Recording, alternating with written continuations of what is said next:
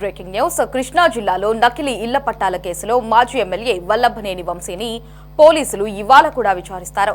మొదటి రోజు కంకిపాడు పోలీస్ స్టేషన్లో వంశీని విచారించిన హనుమాన్ జంక్షన్ పోలీసులు రెండో రోజు కూడా వంశీని ప్రశ్నించాల్సి ఉంది. అయితే వంశీ అకస్మాత్తుగా రాత్రి అస్వస్థకు గురి కావడంతో ఆయనకు కోర్టు ఆదేశాల మేరకు 2 సార్లు వైద్య పరీక్షలు నిర్వహించారు. వైద్యులు ఆయన శ్వాసకోశ సమస్యలను గుర్తించి అవసరమైన చికిత్సను అందించారు. తర్వాత విజయవాడ జైలుకు తరలించారు.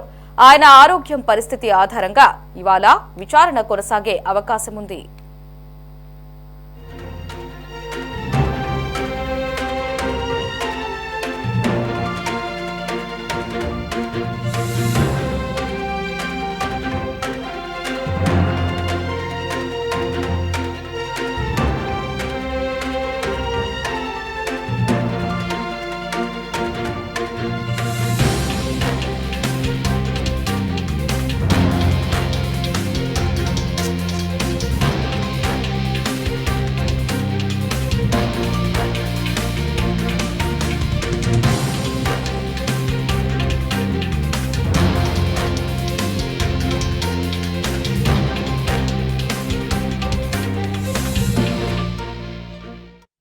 కృష్ణా జిల్లా గన్నవరం నియోజకవర్గం బాపులపాడు మండలంలో 2019 ఎన్నికల సమయంలో పంపిణీ చేసిన నకిలీ ఇళ్ల పట్టాల కేసులో మొదటి రోజు వంశీ విచారణకు సహకరించలేదు.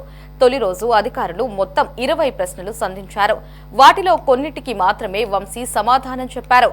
కొన్నిటికి సమాధానాలు చెప్పలేదు. ఏ ప్రశ్న అడిగినా వంశీ నాకు తెలీదు, సంబంధం లేదు అని చెప్పినట్లు సమాచారం.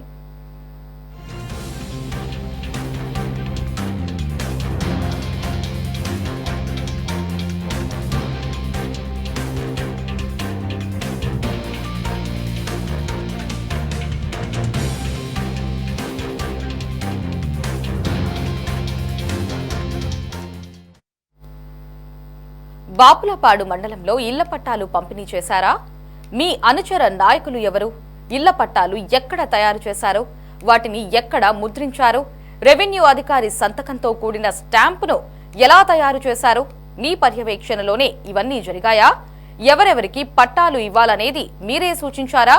ఇలా పోలీసులు ప్రశ్నలు రకరకాలుగా సంధించారు. వీటన్నిటికీ కూడా గుర్తులేదు, మర్చిపోయాను అని మాత్రమే వంశీ జవాబు ఇచ్చినట్లు తెలిసింది.